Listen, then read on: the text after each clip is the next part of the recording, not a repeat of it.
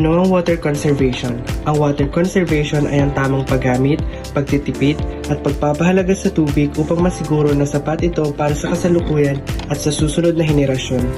Hindi unlimited ang supply ng malinis na tubig. Kapag nasayang ito o na-contaminate, mahirap na itong ibalik sa dating kalidad. Ang tubig ay pangunahing pangangailangan ng tao.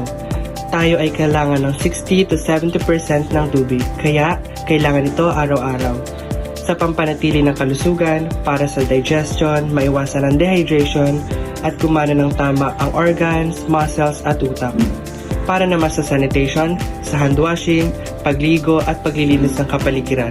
At para naman sa agriculture at food production, kailangan ito sa pagpapatubig ng mga pananim.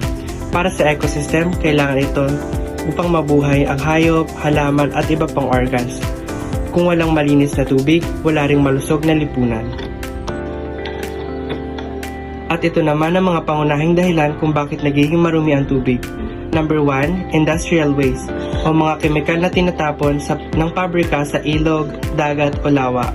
Number 2, proper waste disposal o ang pagtapon ng basura sa kanal, sapa o irigasyon. At plastic pollution, ito ay ang mga household chemicals tulad ng bleach at pesticide. Number 3, agricultural runoff, mga fertilizers at pesticide na humahalo sa tubig at lupa kapag umuulan. Number 4, sewage and human waste o pagtagas ng septic tanks o open defecation near rivers. Number 5, flooding. Ito ang mga masamang dulot ng maduming tubig sa katawan. Ang maruming tubig ay maaaring maglaman ng bacteria, viruses at parasites. At ito ang mga sakit na maaaring makuha: diarrhea, cholera, typhoid fever, hepatitis A, dysentery, giardiasis, at amoebiasis, skin infection, at intestinal worms. At ito ang mga epekto sa katawan: matinding dehydration, pagkahilo o panghihina, stomach cramps, pagtatae na may dugo, pagbagsak ng immune system, malnutrition, at sa severe cases, kamatayan. Narito ang mga paraan upang mapanatiling malinis ang tubig.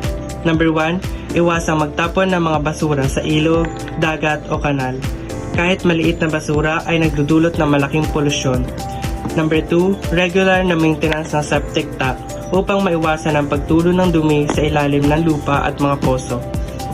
Number 3, gumamit ng water filters at disinfection methods tulad ng boiling, chlorination, ceramic filters at UV purifiers.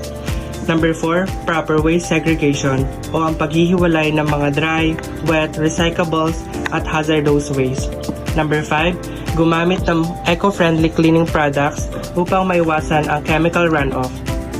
Number 6, rainwater harvesting o ang paggamit ng tubig ulan para sa mga plants, cleaning, at non-drinking purposes. Number 7, community involvement o makidalo sa mga cleanup drives, reporting of illegal waste dumping, at education programs on water conservation.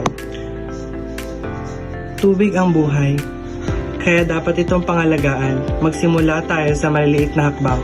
Umiwas sa pagtatapon ng basura sa mga waterways, magtipid sa paggamit ng tubig, at siguraduhing malinis ang iniinom natin. Sa bawat patak na ating natitipid at sa bawat ilog na ating napoprotektahan, nag-aambag tayo sa isang mas ligtas, mas malusog, at mas sustainable na kinabukasan. Sama-sama nating alagaan ang tubig.